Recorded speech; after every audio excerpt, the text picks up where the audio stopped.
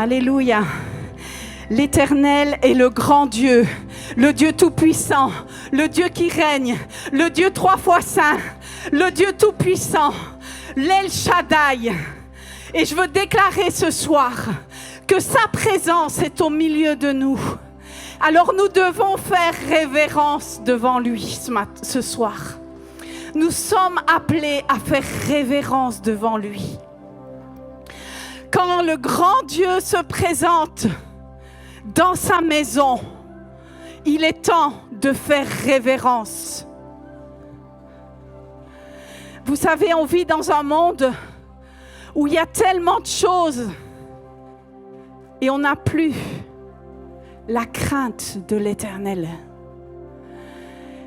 Et ce soir, je sens fortement qu'il y a l'esprit de crainte de l'Éternel qui est au milieu de nous.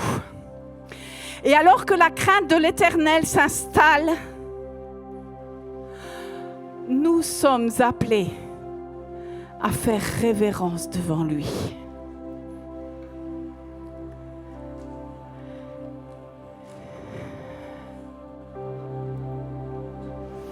Ce soir, je veux faire révérence devant toi, ô grand Dieu des dieux. J'ôte mes chaussures, parce que le lieu sur lequel nous nous tenons est saint.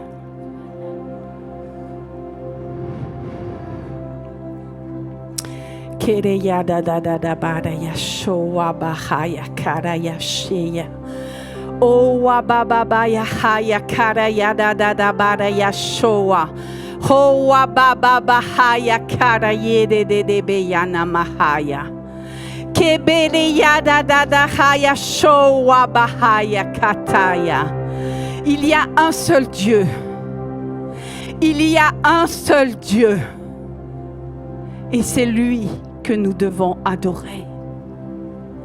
Il y a un seul Dieu. Il y a un seul Dieu. Et c'est lui que nous devons adorer.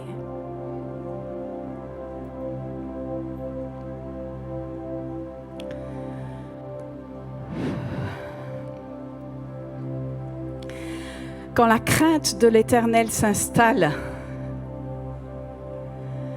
pour nous qui devons apporter sa parole,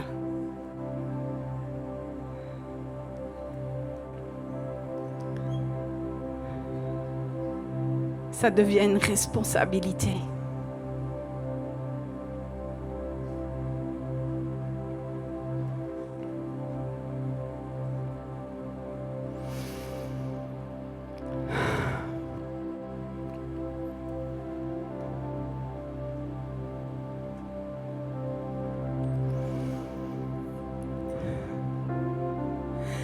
Il est le seul Dieu qui mérite. Il est le seul Dieu qui mérite notre louange, notre adoration, notre révérence.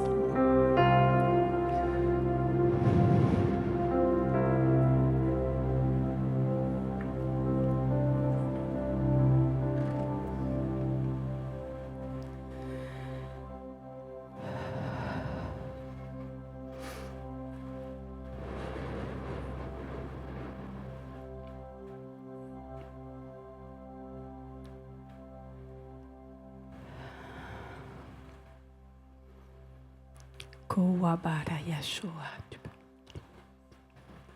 Kowabara Yashua Yakara Yashe de Keya. Yakata Yashua. Reya Kamara Yamaya Masadakaya.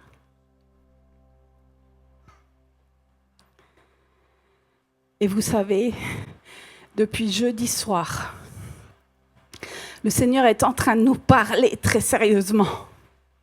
Il est en train de nous dire, il y a des choses qui doivent tomber. Il y a des choix qui doivent se faire. Et tes choix déterminent ton avenir.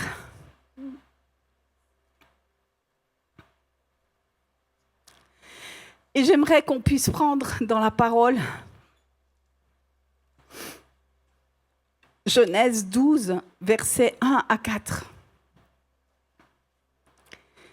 L'Éternel dit à Abraham, va, quitte ton pays, ta famille et la maison de ton père pour te rendre dans le pays que je t'indiquerai. Je ferai de toi l'ancêtre d'une grande nation. Je te bénirai, je ferai de toi un homme important et tu deviendras une source de bénédiction pour d'autres. Je bénirai ceux qui te béniront et je maudirai ceux qui t'outrageront. Tous les peuples de la terre seront bénis à travers toi. Et là, il y a un ordre de l'Éternel. Va, quitte ton pays, ta famille et la maison de ton père.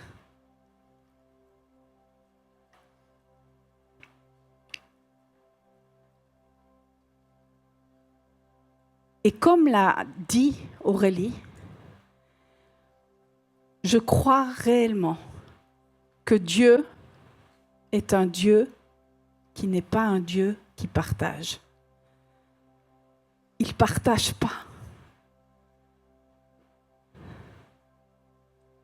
avec d'autres dieux. Il ne supporte pas. C'est un Dieu jaloux.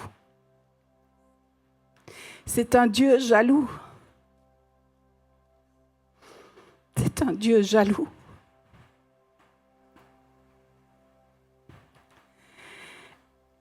Abraham, il va l'écouter, il va partir.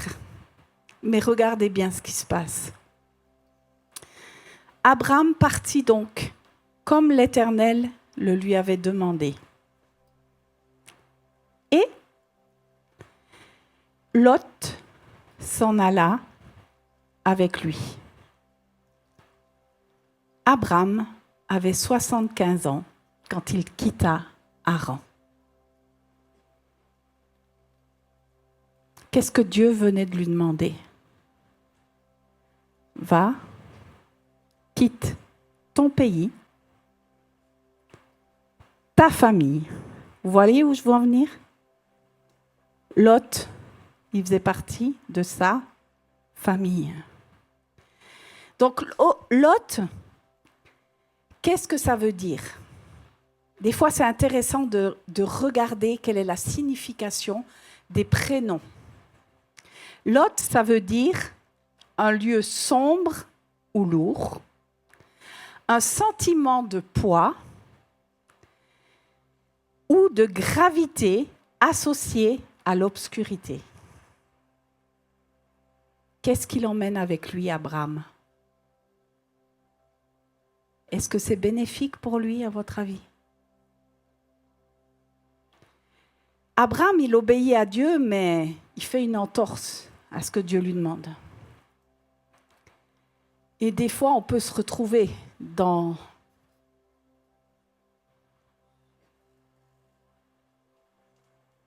ces schémas-là. On obéit en partie.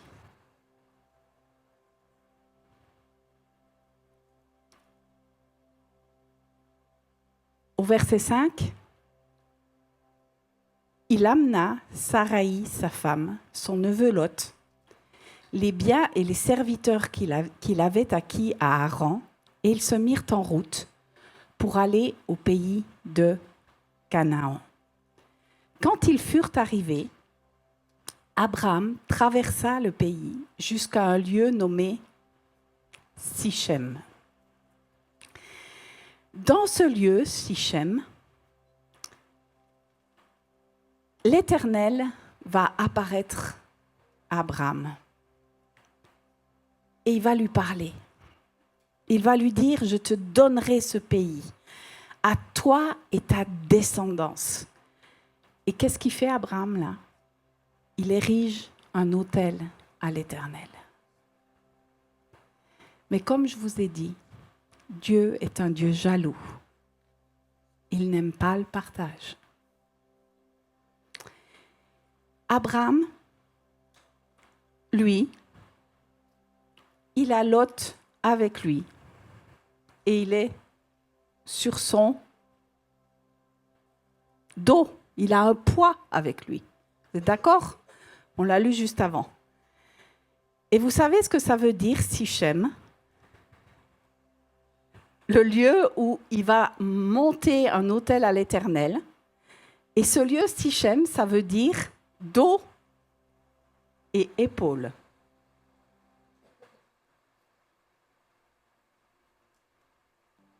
Qu'est-ce que tu portes sur ton dos? Ah, tu peux venir adorer? Tu peux venir adorer. Mais qu'est-ce que tu portes? Quel est le poids qu'il y a sur ton dos? Qu'est-ce qui t'empêche d'être pleinement libre d'adorer ton Dieu? Qu'est-ce qui t'en empêche?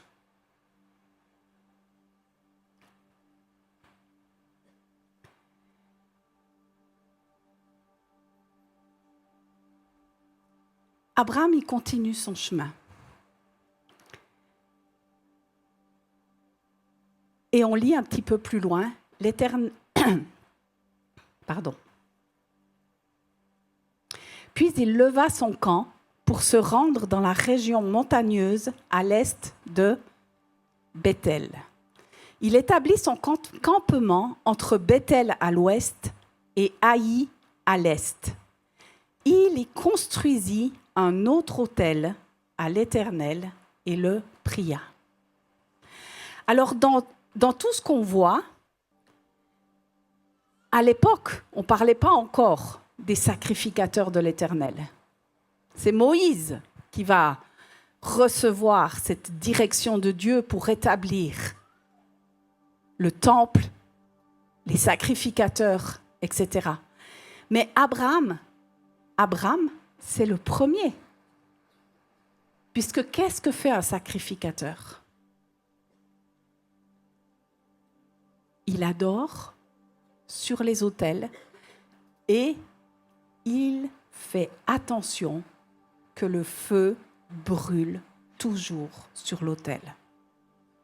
Ça, c'est le rôle du sacrificateur. Donc, que veut dire Béthel? Béthel veut dire lieu de Dieu, temple de Dieu. Et vous pouvez vous dire, mais qu'est-ce que ça donne pour moi aujourd'hui? Qui est le temple de l'Éternel? Qui est sa maison? La Bible le dit. C'est qui? C'est moi, c'est toi, c'est chacun de nous.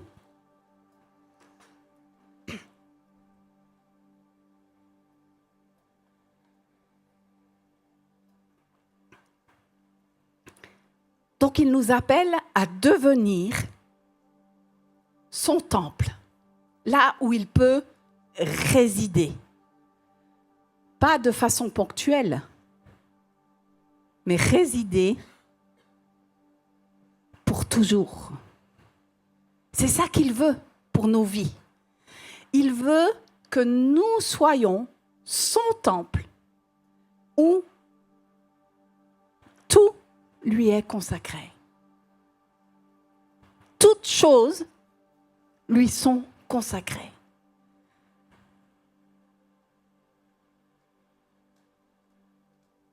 Et alors, qu'est-ce qui se passe? Il a construit une maison pour l'Éternel. Il a construit une maison pour l'Éternel pour qu'il puisse y résider. Et là, qu'est-ce qui se passe? Tout à coup, il y a quelque chose qu'on n'aime pas vraiment qui va arriver. C'est qu'il va devoir partir. Où? Dans le désert de Negev. Et parfois dans nos vies, on traverse des déserts. Des moments où c'est sec. Tu n'as plus l'impression que Dieu, il est là avec toi. Est-ce que ça vous arrive, ça, des fois? Où tu te sens, c'est dur. Oh! Lot, il est toujours avec Abraham. Il continue. Abraham n'a pas encore compris qu'il avait un poids sur lui. Et à un moment donné, il va devoir s'en débarrasser. Et tout à coup, non seulement il est dans le désert, mais qu'est-ce qui arrive? La famine. Une famine survint dans le pays. Alors, qu'est-ce qu'il fait Abraham? Il va en Égypte. Il va en Égypte pour y séjourner.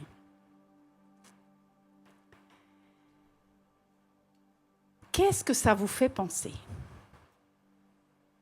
À quoi ça vous fait penser? Vous vous souvenez de Jésus? Matthieu 3, 16, 17. Aussitôt, après avoir été baptisé, Jésus sortit de l'eau. Alors, qu'est-ce qui se passe? Le ciel s'ouvrit pour lui et il vit l'Esprit de Dieu descendre sous forme d'une colombe et venir sur lui. Une colombe, c'est doux. C'est pas un poids. En même temps, une voix venant du ciel se fit entendre. Celui-ci est mon fils bien-aimé. Il fait toute ma joie. Et si on reprend le parallèle entre Abraham et Jésus, on s'aperçoit que Dieu lui donne une mission. Vous êtes d'accord avec moi? Il lui dit va. Il lui donne des promesses. Il lui dit je serai avec toi. Personne, si quelqu'un te maudit, je le maudirai. Et si quelqu'un te bénit, je le bénirai. C'est ce qu'il dit, Abraham. Et qu'est-ce que va faire Abraham? Il arrive en Égypte et tout à coup, il a peur. Dieu vient de lui donner son ordre de mission et Abraham lui fait plus confiance. Pourquoi? Est-ce que ce n'est pas des endroits où on se retrouve de temps en temps? Tous, je m'inclus avec vous.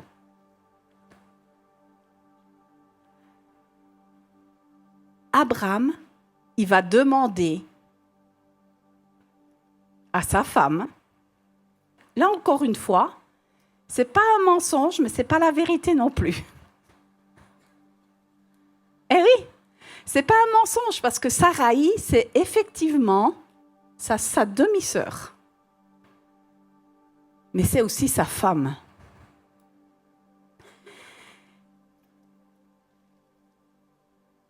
Et heureusement que nous avons un Dieu qui est tellement bon avec nous.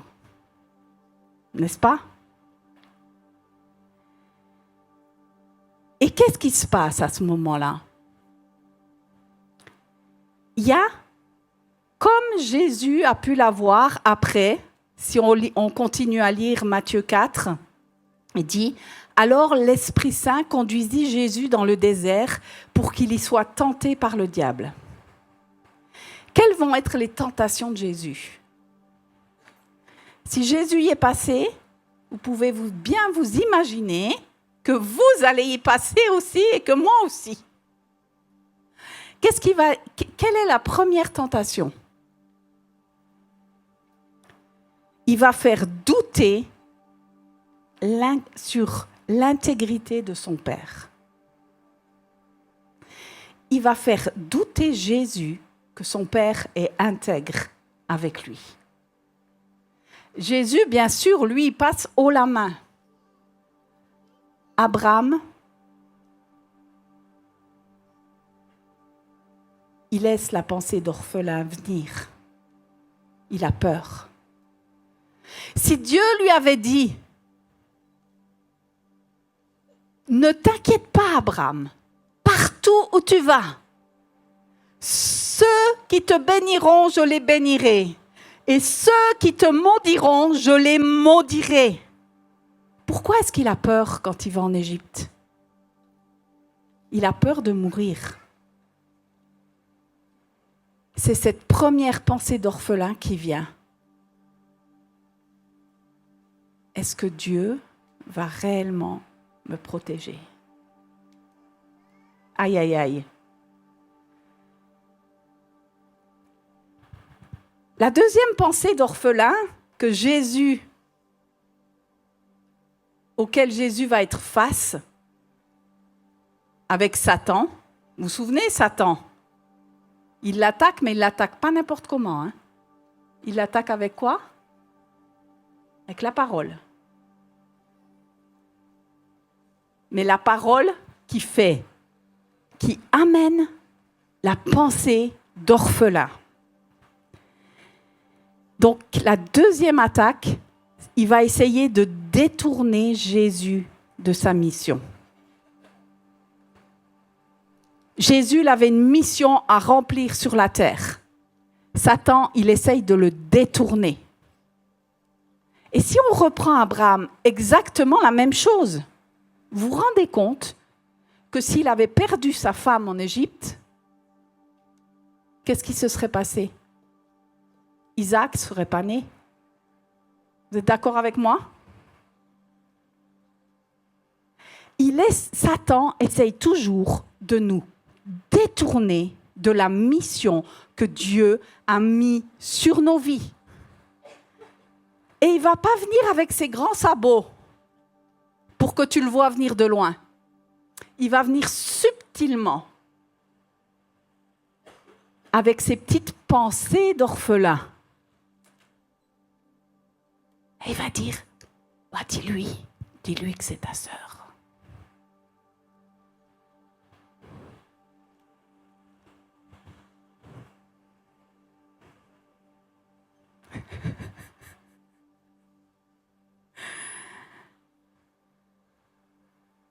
Heureusement que Dieu est bon.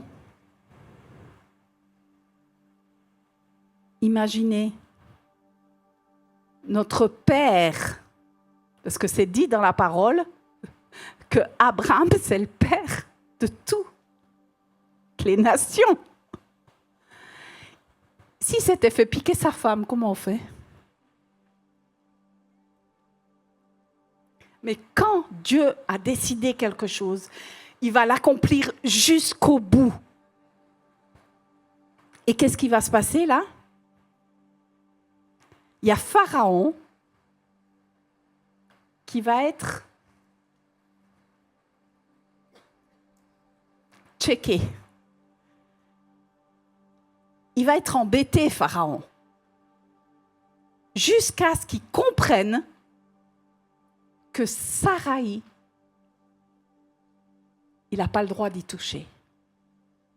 Il faut qu'il la rende à Abraham.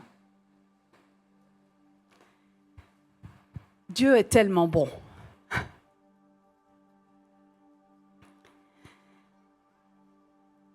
La troisième des pensées d'orphelin auquel Jésus va résister, c'est que Satan va essayer d'amener Jésus à choisir un raccourci pour avoir l'approbation des hommes. Vous vous souvenez?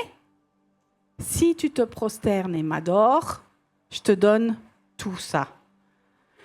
À qui ça appartenait déjà tout ça? À Jésus. Et là, on arrive quelque part aussi.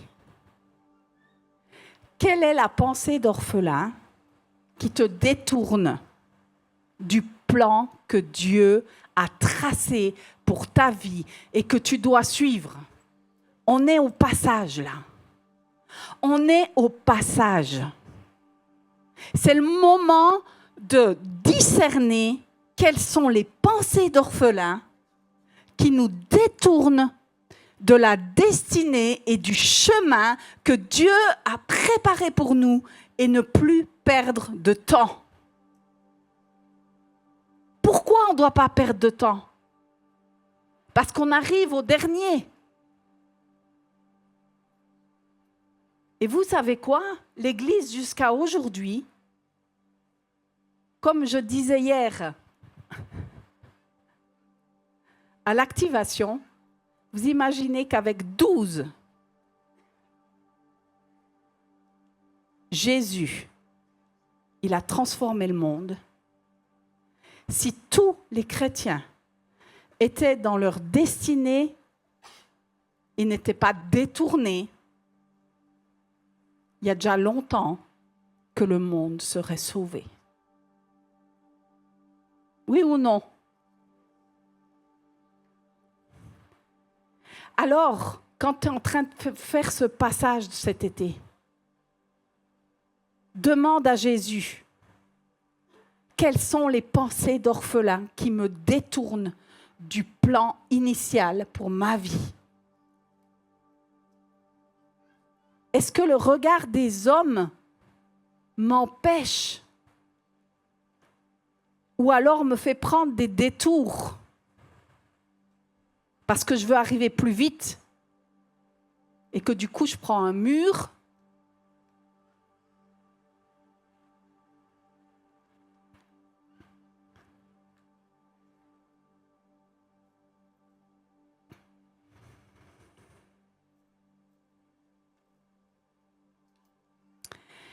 Et puis si on continue à lire le texte de Genèse, on voit qu'à un moment donné, il y a une dispute qui se produit.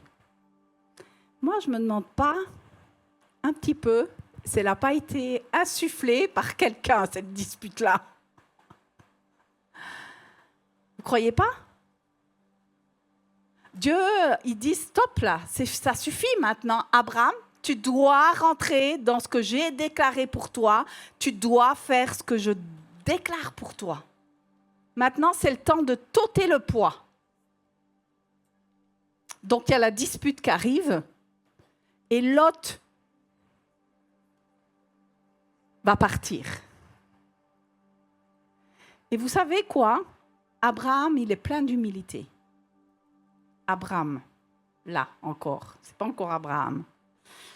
Il est plein d'humilité. Parce qu'il dit à Lot, vas-y, choisis. Vas-y, fais ta vie. Choisis. Moi, je sais que mon Dieu est avec moi et que je ne manquerai de rien. Ah là là là là! Combien de fois on a peur, on est paralysé par tout un tas de choses qui nous empêchent de croire dans ce que Dieu nous a déclaré. Ce qu'il a déclaré sur ta vie, il va l'accomplir. On est tous. Je ne dis pas plus vous que moi ou moi que vous. On est tous comme ça. On passe tous par ces phases où il y a des doutes, où il y a des moments, bon, maintenant ça suffit, j'en ai marre d'être écrasée tout le temps. Maintenant, il faut que je brille un petit peu. Tu prends un raccourci. Si tu prends un raccourci, t'es mort. Tu prends le mur.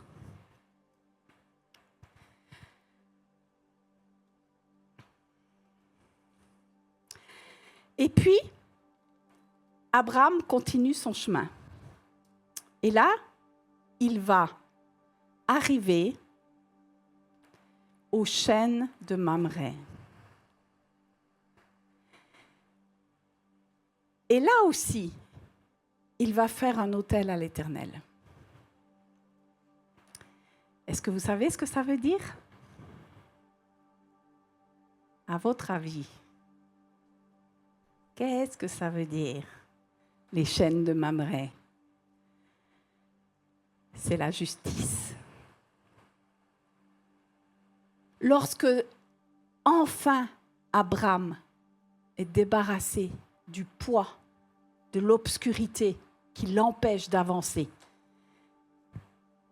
la justice de Dieu a tranché sur la vie d'Abraham.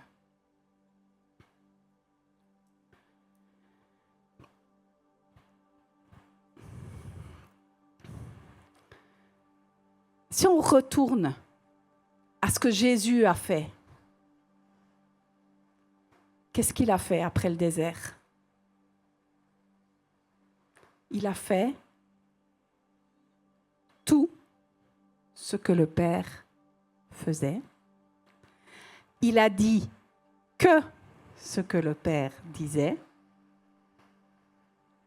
Et il est allé que là où le Père allait.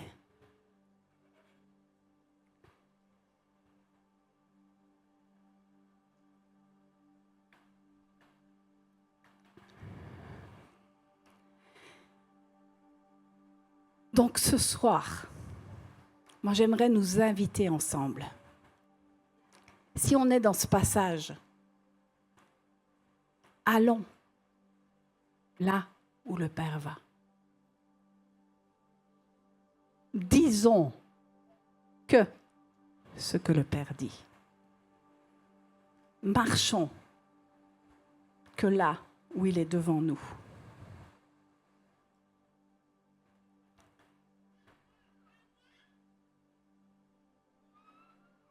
Et ça peut arriver que lorsque nous sommes débarrassés de toutes les pensées d'orphelins qui nous font croire que notre Père n'est pas bon pour nous.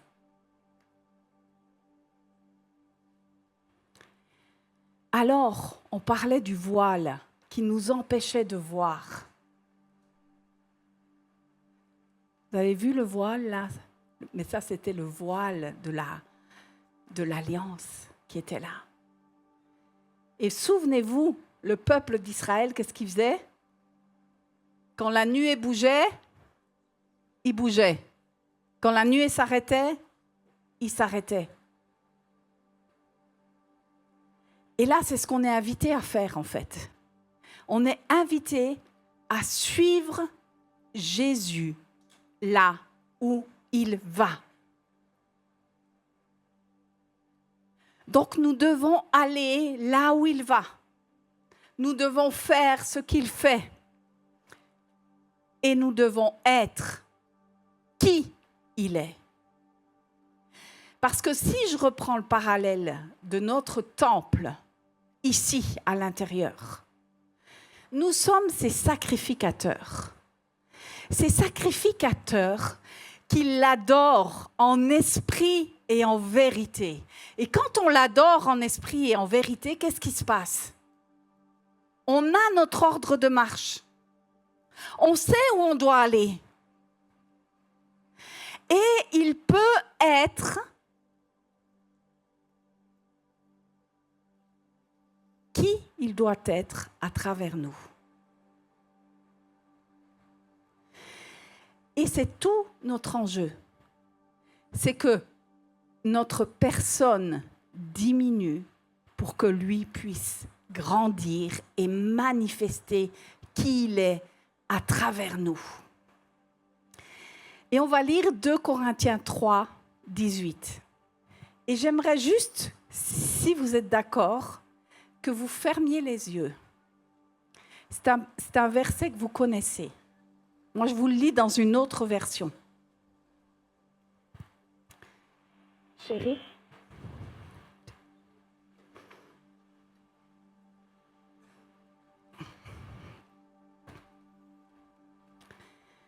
« 2 Corinthiens 3, 18. Et nous tous, qui, le visage découvert, contemplons comme dans un miroir, la gloire du Seigneur. Nous sommes transformés en son image. Écoutez bien cette version-là. Nous sommes transformés en son image dans une gloire dont l'éclat ne cesse de grandir. C'est là l'œuvre du Seigneur, c'est-à-dire de l'Esprit. Et je vais vous le relire parce que c'est tellement fort. Nous tous, qui le visage découvert, il n'y a plus de voile, il n'y a plus de poids, il n'y a plus d'obscurité. Nous contemplons comme dans un miroir la gloire du Seigneur. Nous sommes transformés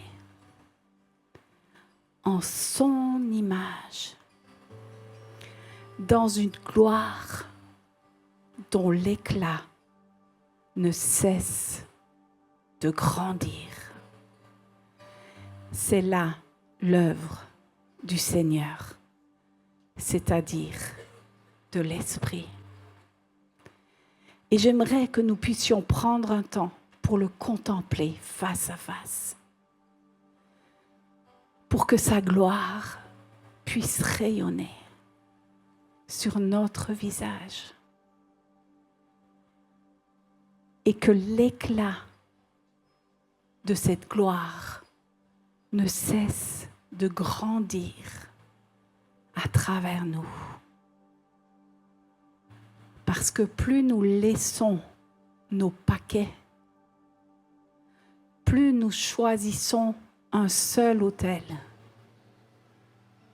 plus nous nous détournons de tout ce qui nous sépare, plus nous avançons. Alors, plus nous contemplons la gloire de Dieu.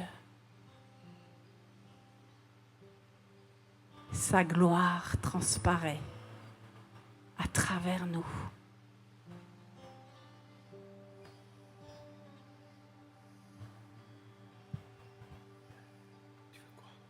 Tu veux quoi?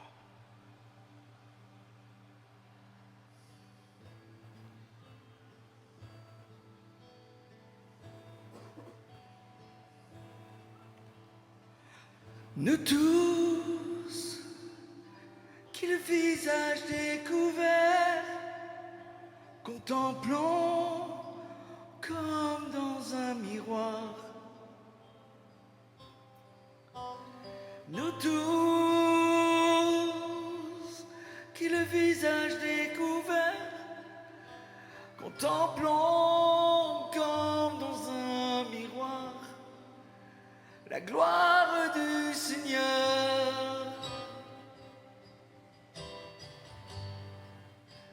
La gloire du Seigneur.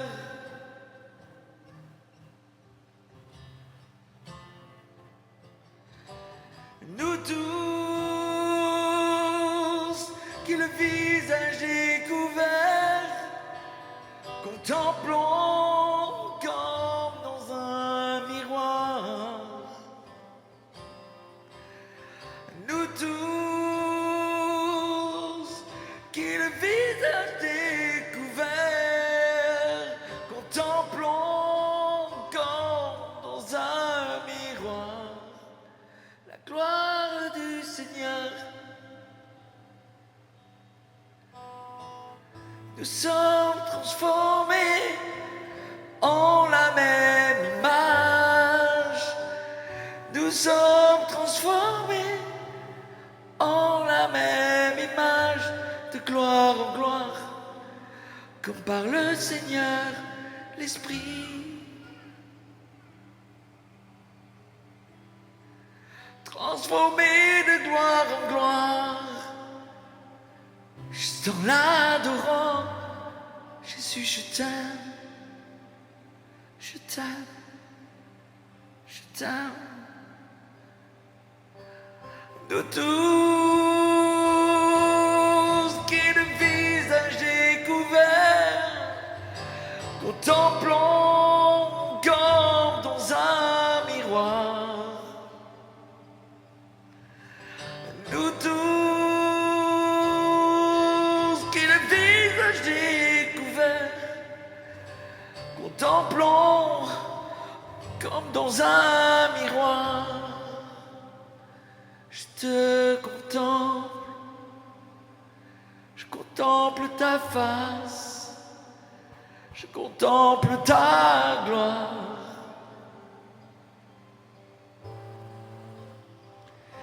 Je contemple ta majesté,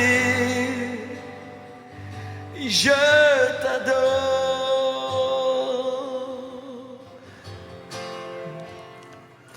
Alors que nous sommes en train d'adorer, je crois que il y a vraiment un appel. Est-ce que tu es d'accord de le suivre là où il va, de faire ce qu'il fait, de dire ce qu'il dit? Et je t'invite juste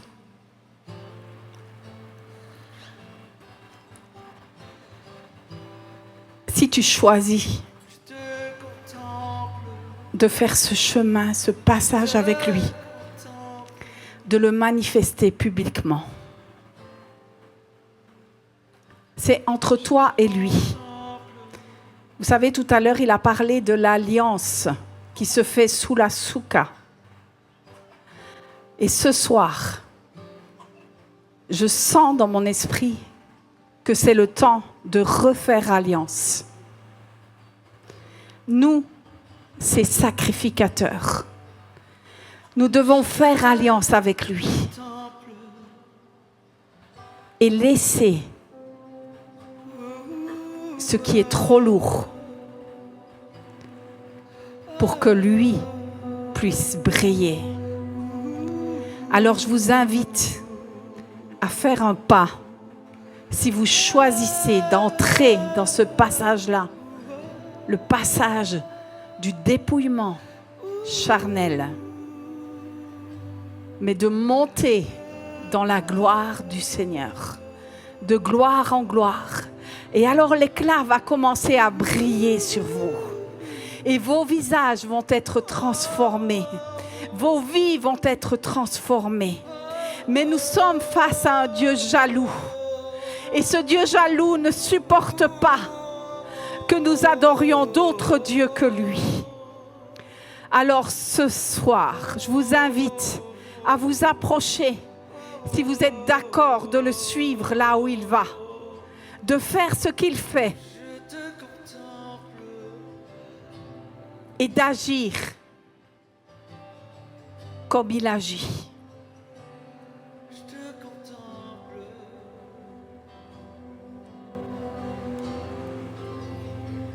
Je te contemple, je te contemple, je te contemple,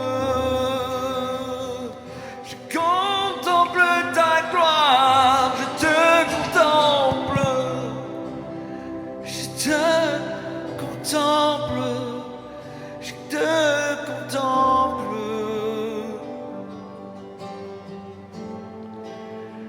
Je contemple ton trône, je contemple ceux qui se tiennent là, je contemple ta royauté, je contemple ta présence, je contemple le roi assis sur le trône, je contemple ta présence, je te contemple.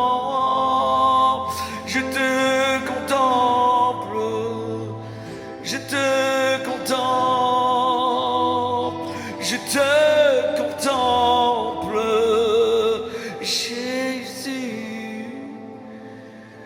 te contemple, ta présence, ta présence. Je te contemple, ta présence, ta présence. Roi de gloire, je te contemple. Oh, je te contemple.